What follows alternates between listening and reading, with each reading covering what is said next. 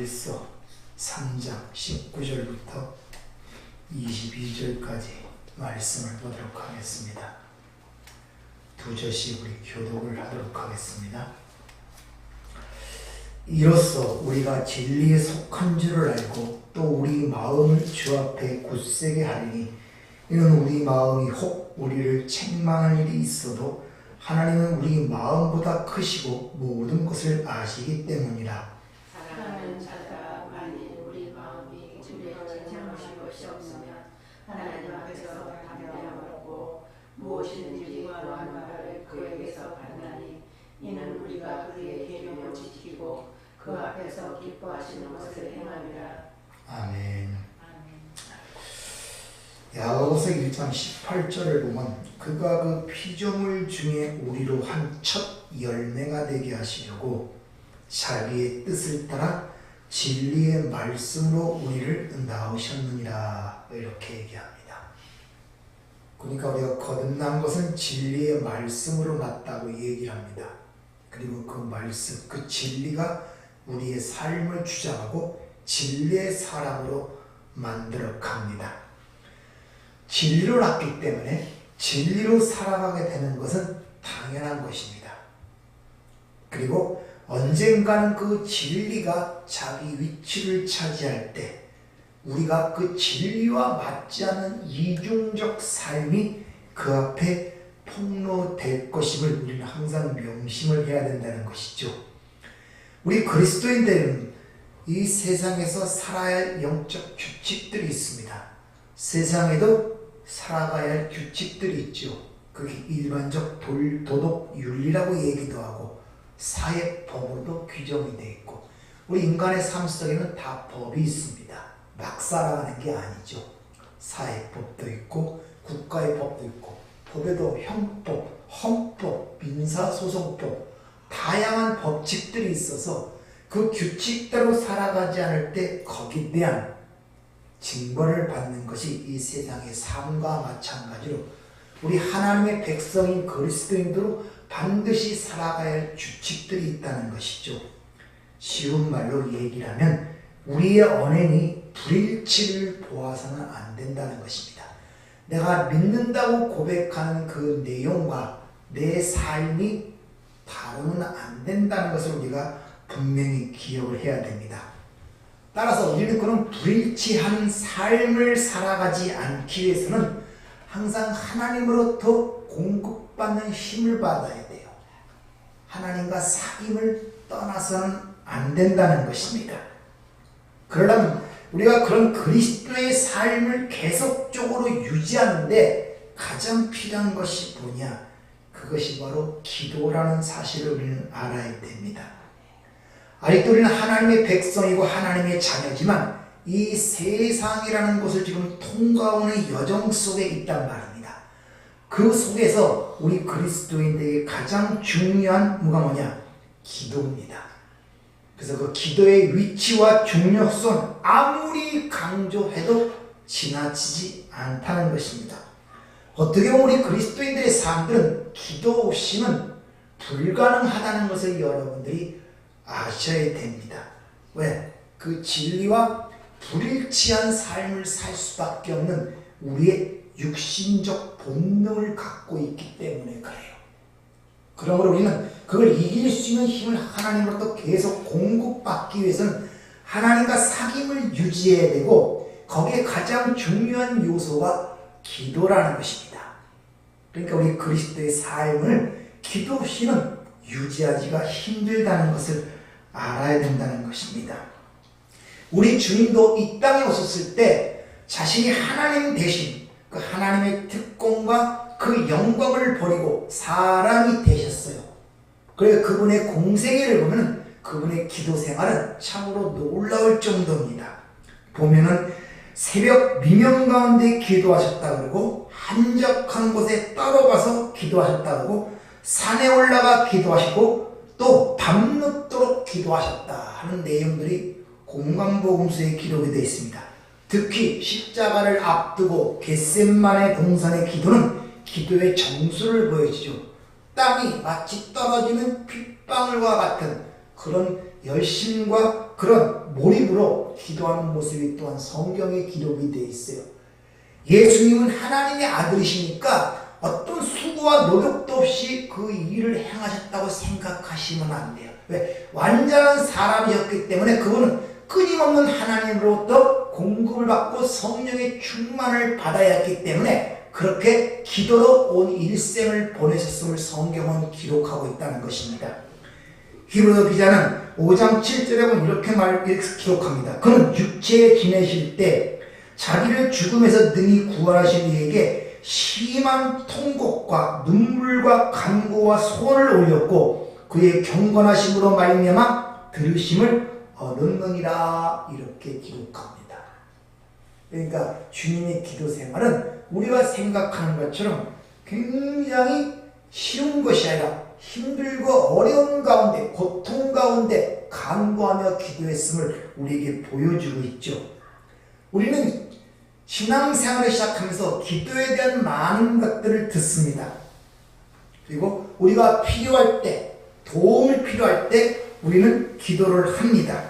그런데 기도를 하지만 기도가 무엇인지에 대한 생각은 별로 없어요.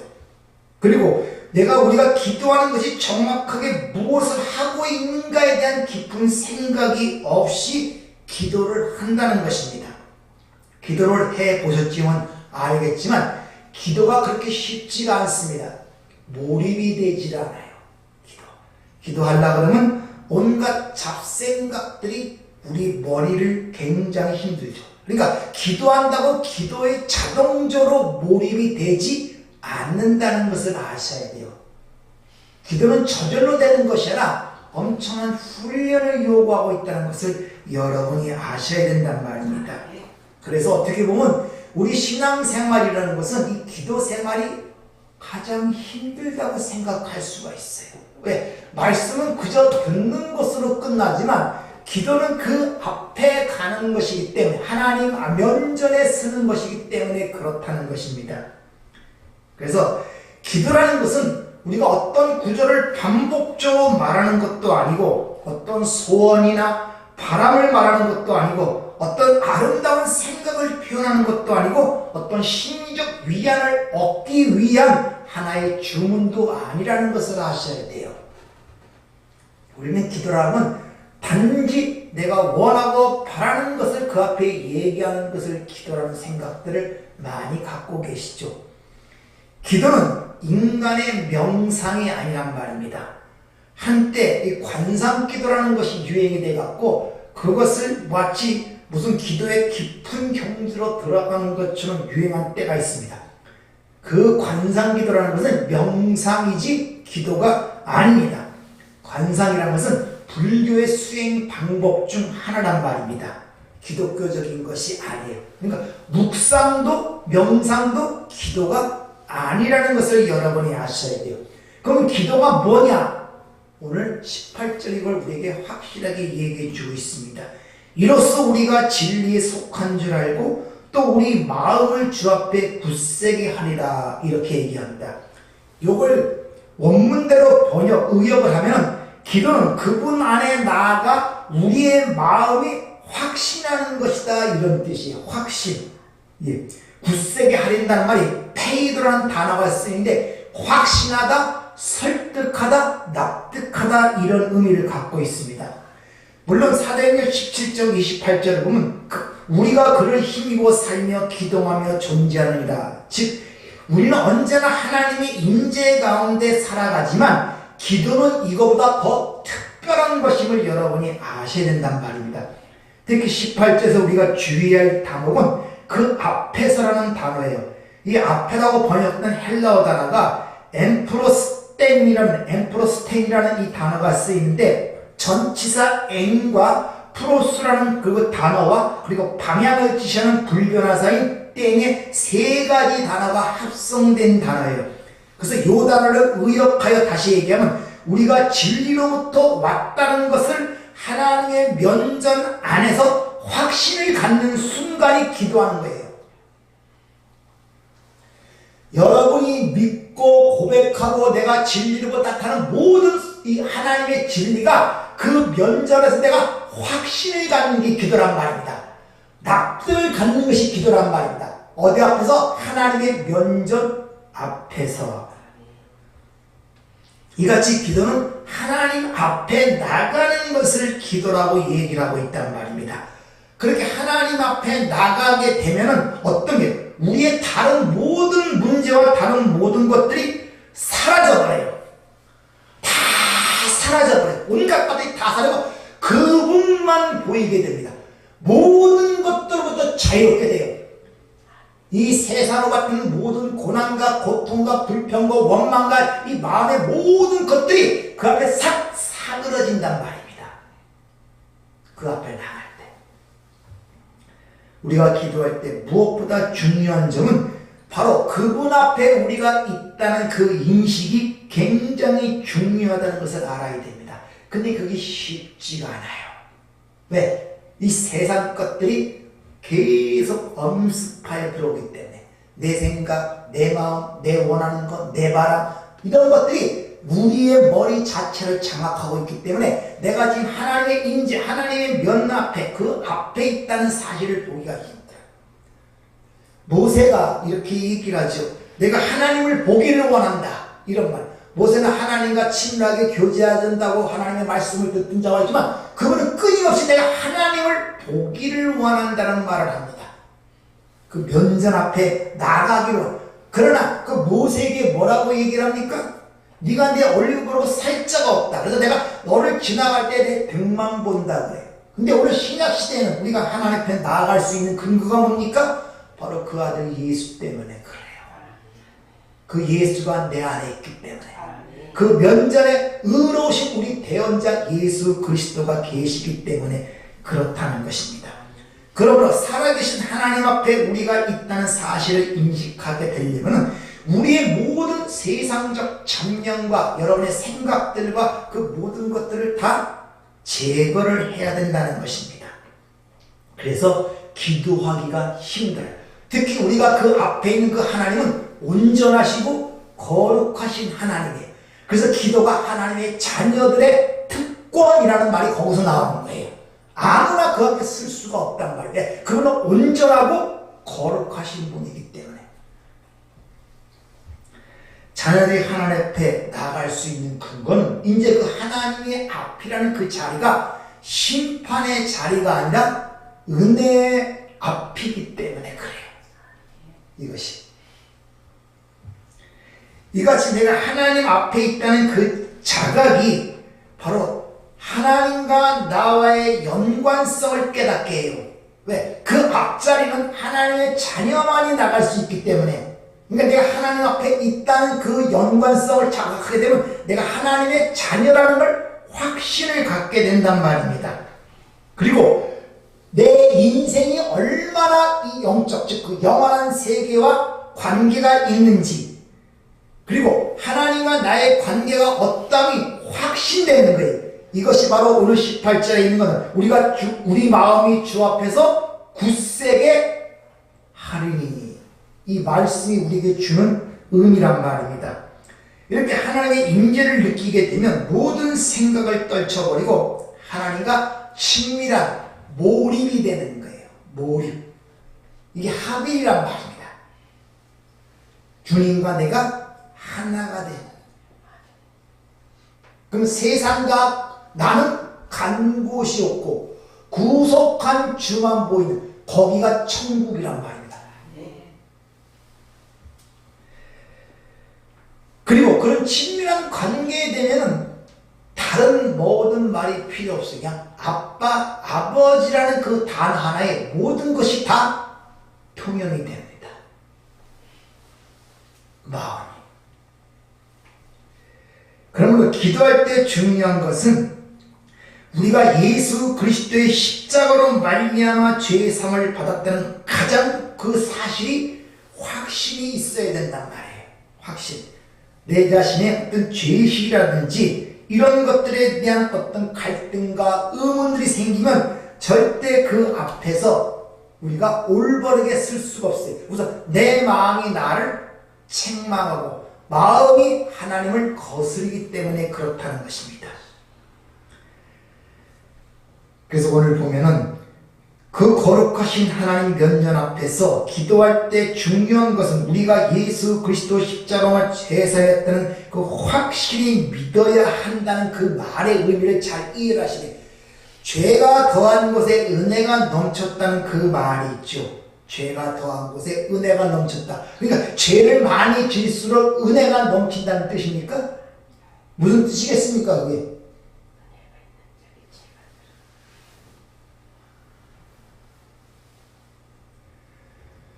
죄가 깨달아질수록 하나님의 은혜가 크심을 깨달아 간단 말이에요. 그게 오늘 20절 본문 말씀 잘 보세요. 이는 우리 마음이 혹 우리를 책망할 일이 있어도 하나님은 우리 마음보다 크시고 모든 것을 아시기 때문이다. 다시 말하면 무슨 말이야? 우리의 모든 것이 빛 가운데 드러남으로 책망이 드러날수록, 죄가 드러날수록 하나님의 은혜가 크다는 것을 깨달아요. 그러니까 나타나는 것마다 빛으로 드러난단 말입니다.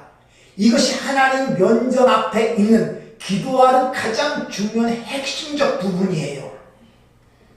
나타나는 것마다 빛이란 말입니다. 죄가 없어서 깨끗하게 간다는 것이 아니라, 그래서 앞서 보면 사도 요한이 그 앞에 우리 의로우신, 우리 대언자이신 의로우신 예수 그리스도가 있다는 말로 얘기를 하는 거예요. 그것이 하나님이 우리 마음보다 크시다는 얘기란 말입니다. 이 말의 의미가 우리가 우리가 우리의 빛으로 만약 이 폭로되고 있어도 하나님은 우리 그것보다 크심으로 그걸로 인하여 우리가 뭡니까? 빛으로 간단 말입니다. 이를 확신치 못하면 여러분 항상 죄의식과 죄책감에 여러분들을 괴롭히기 때문에 뭡니까? 참된 기도, 참된 하나님의 면전에서 교제가 이루어지질 않는단 말이에요. 그러면 항상 세상적인 잡다한 생각으로 자신의 사고와 생각들을 거스르게 된단 말입니다. 기도한다는 것을 여러분 잘 생각을 해요. 이게 도대체 뭘 뜻하는 거예요, 기도하는 거? 만약 나의 원하는 거, 내가 도움이 필요해서 이런 것들만 얘기하는 걸 기도라고 생각한다면 그 돌상하는 부처 앞에서 기도하는 거랑 뭐가 다르겠습니까? 뭐가 다르겠어요? 그럼 여러분이 가장 내가 믿는 바에 대한 확신을 갖고 있는 것은 하나님의 면전에서요. 체험도 아니고 경험도 아니고 가장 확실하게 설득당하고, 이 사도 바울이 내가 확신하노니 그런 말이 많이 등장하는 것은 그는 어디에 갔다 왔습니까? 산청천. 가에 이르지 못할 말을 들었다고 그러죠. 하나님 면전 앞에 갔다 온 거예요. 거기서 설득, 납득, 거기서 완전히 설득당하고 납득당하고 거기서 확신당했단 말입니다. 그러고 나니까 세상에 와서 어떤 것도 뭡니까? 배설물로 보이는 거예요. 갈등이 없고 의문이 없고 거기 어떤 그것이 마음에 그게 없는 거예요. 그러니까 모든 것을 다 감당할 수가 있었어요. 그리고 심지어 이제 사는 것이 내가 아니라 내 안에 그리스도가 살았다는 고백을 할 수 있다는 것입니다. 이것이 기도의 가장 중요한 요건이에요.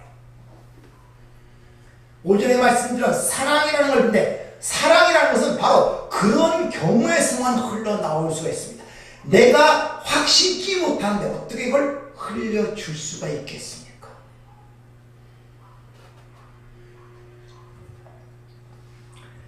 우리가 기도하는 가운데서, 즉 하나님 앞에서 있을 때만큼 우리 자신이 확실하게 보일 때가 없습니다. 우리는 우리 자신을 보지 못해요. 근데 빛 대신 그분 앞에 있을 때 내 자신이 확실히 보여요. 그래서 다니엘서나 에스겔에 보면 그 영광을 바라볼 때 죽은 자처럼 됐다고 그러죠. 꼬꾸라져 갖고. 그때만이 비로소 자기 실체가 가장 확실하게 보여요. 그걸 경험한 자는 남을 판단하지 않죠. 그래서 에베소 5장 13절을 보면 이렇습니다. 그러나 책망받는 모든 것은 빛으로 말미암아 드러나나니 드러나는 것마다 빛이니라. 이같이 우리가 기도할 때 우리 자신을 주관하지 않게 되고 찬송가 요즘 얘기처럼 세상과 나는 간고롭고 구속한 주만 보이는 것입니다. 그래서 찬송가 처음에 부르는 것처럼 은총을 입고 보니 세상과 나는 뭐 간 곳이 없어요. 초막이나 궁궐이나 다 하나님 나라입니다. 이것이 하나님과 함께 사는 이 땅의 백성들의 특권이란 말이에요. 그래서 요한계시록에서 보면 이 세상의 모습을 보여주고 또 한편은 위에서의 모습을 계속 번갈아 보여주는 거예요. 우리에게 그런 시야를 넓혀주기 위해서. 그렇게 될 때 비로소 내 자신이 순복할 수 있게 되고 내 자신을 주장하지 않을 수 있고 내 자신을 포기할 수 있다는 것입니다. 즉 자기 부인이 되는 거예요. 내가 허거지고 참고 나를 부인해서 되는 게 아니란 말이에요. 내 허벅지를 찢어가면서 금식하면서 나를 죽이려고 안 돼요. 안 돼요.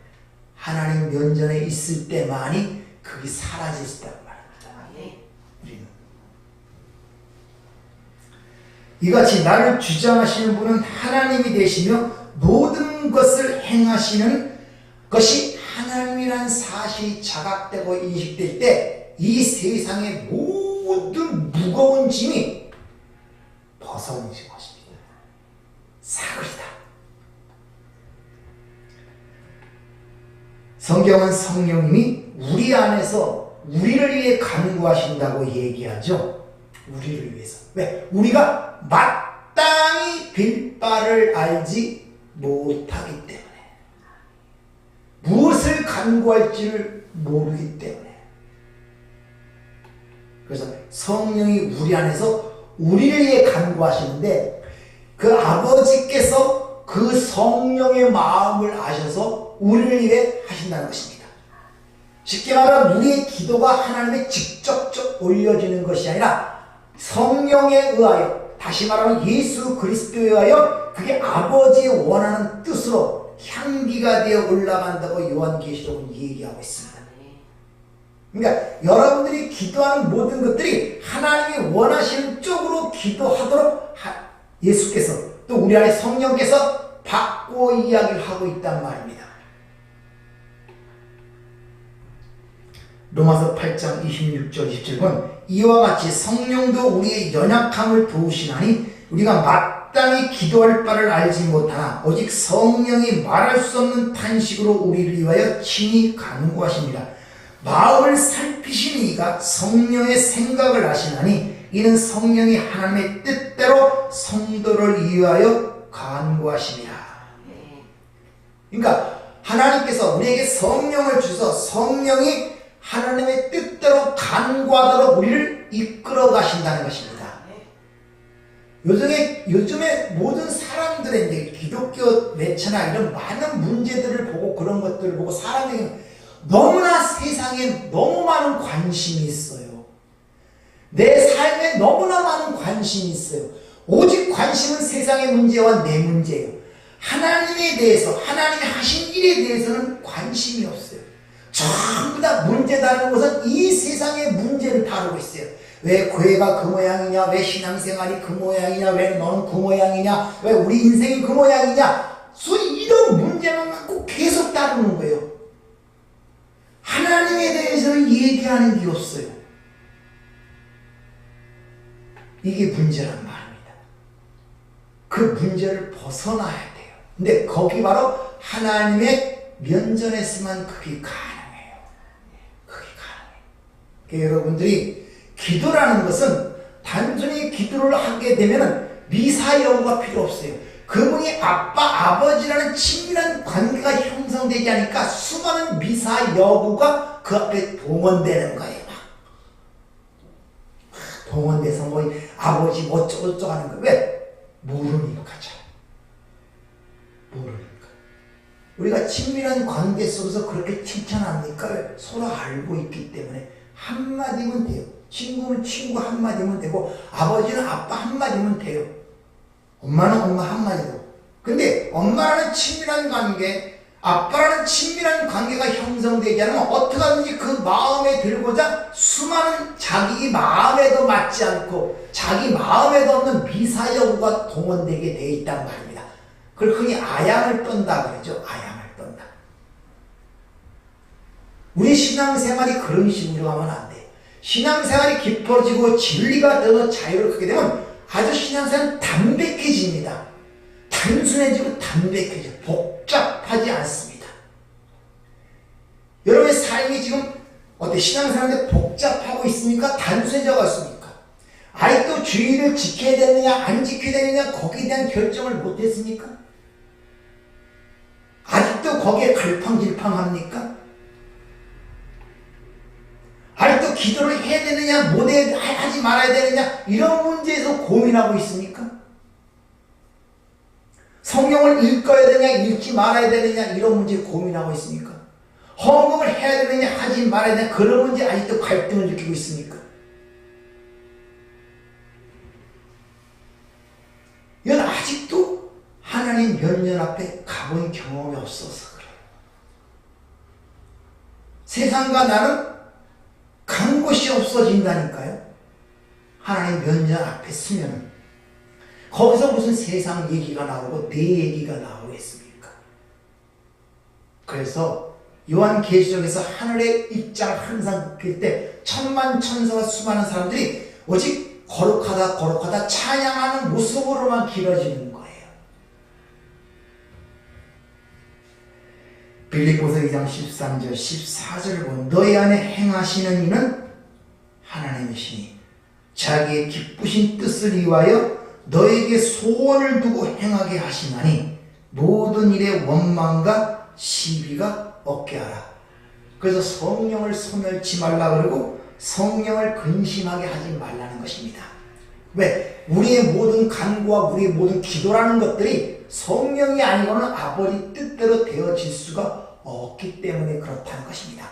그리고 진정에 우리 필요한 것이 무엇인가를 아는 것은 나보다도 하나님이 더 먼저 아시기 때문에 우리에게 오셔서 제일 먼저 주신 것이 구원이라는 걸 주신 거예요. 지금 너에게 필요한 것은 너희들이 생각하는 것처럼 물질적인 것, 세상의 부와 영광 이런 게 아니라 생명이라는 것을 그 필요성을 알고 있었기 때문에 우리에게 생명을 먼저 주신 거예요. 하나님 오셔갖고 그걸 먼저 주셨어요. 왜? 그것이 가장 필요함을 하나님은 아시기 때문에. 우리는 서로 사랑하려면 기도해야 돼요. 기도를 해야 내 자신이 뭔가를 알게 되고 거기서 내가 확신한 것을 남에게 나눠줄 수가 있기 때문에 그렇다는 것입니다. 그래서 성경은 쉬지 말고 기도하라. 저것을 세상적으로 알아들으면 24시간 어떻게 기도? 우리가 생각하는 기도의 방식은 24시간 동안 어떻게 여기 예배당에 가서 기도합니까? 무릎을 어떻게 꿇고 기도합니까? 한때는 기도를 많이 하는 걸 자랑스럽게 생각했죠. 아침에 4시간, 저녁에는 하루에 8시간 기도한다. 저도 그런 줄 알았어요. 그 초창기에 저도 그렇게 기도를 했습니다. 근데 거기서 끌어앉아갖고 1분이나 제대로 기도에 대게 들어갔나? 온갖 잡생각, 저렇다 딴 생각, 몸부림을 치죠. 몰입이 안 돼요. 몰입이 안 돼요. 그리고 시간을 때우고 나서 기도했다고 스스로 위로를 하는 것입니다. 나 1시간 기도했어. 억만검을 지나도 제대로 된 기도를 해야 돼요. 하나님 앞에 한 번 서본 사람과 하나님을 인격적으로 만난 사람과 수십 년 신앙생활 아무런 만나보지 않고 사는 사람은 하늘과 땅 차이입니다. 한 번 만난 사람과 안 만난 사람의 수십 년 지나면 서로 비교가 되지 않습니다. 한 번 기도를 해본 사람은 기도를 깨닫게 돼요. 그럼 숨 쉬는 것 자체가 기도가 됩니다. 모든 걸 통하여.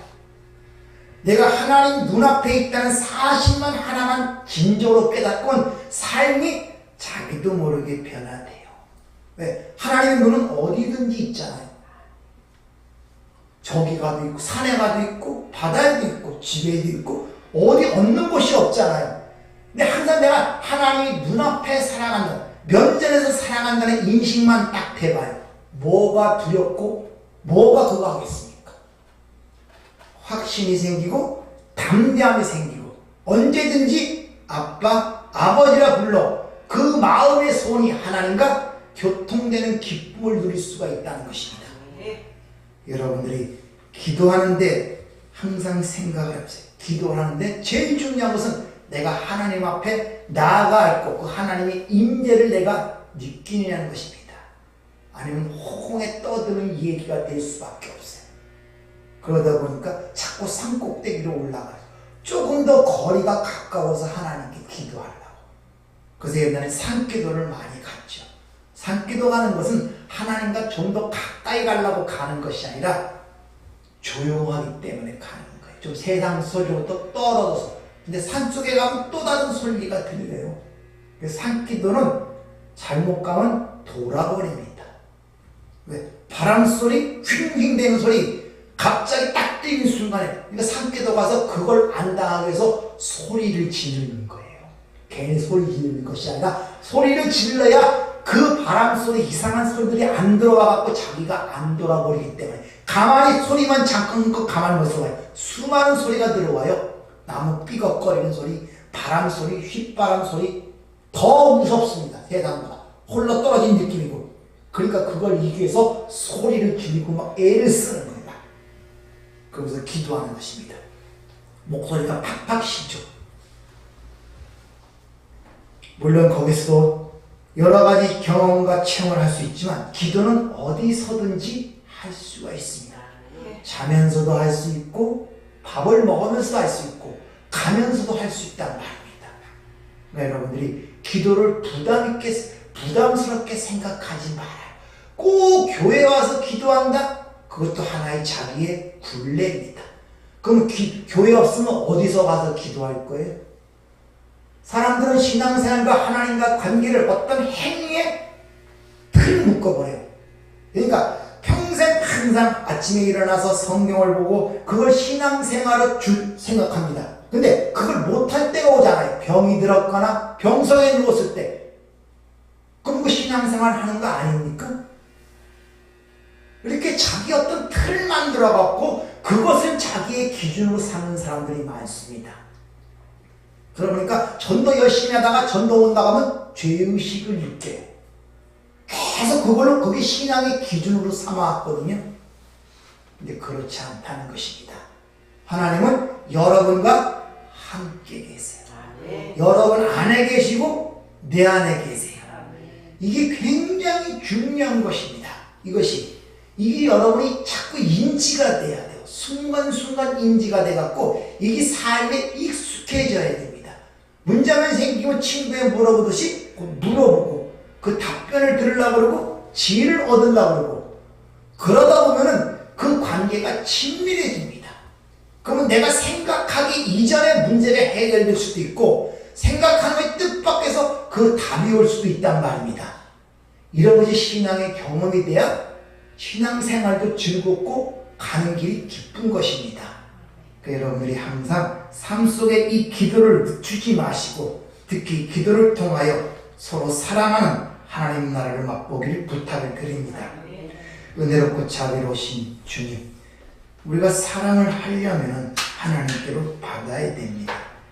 그러기 위해서는 사랑이라는 것은 나를 바라보는 것이 아니라 나를 잊어버리는 것입니다. 그 나를 잊기 위해서는 하나님의 면전 앞에 가야 됩니다. 기도해야 됩니다. 그래야 내가 나를 버릴 수가 있고 세상을 버릴 수가 있습니다. 그래야 그 사랑을 내가 맛볼 수 있고 그 사랑을 받아야 그 사랑을 나눠줄 수가 있고 그 사랑을 나누는 가운데 우리가 원하는 육신의 치유를 맛볼 수 있고 문제 해결을 맛볼 수가 있습니다. 하나님이 이런 것들을 깨닫게 함으로 말미암아 우리가 막연히 허공을 향하여 부르짖는 것이 아니라 하나님과 친밀한 관계 속에서 아빠, 아버지라 부르는 그 관계 속에서 그 기쁨을 누릴 수 있는 저희가 될 수 있도록 축복하여 주시옵소서. 예수님 이름으로 기도하옵나이다. 아멘.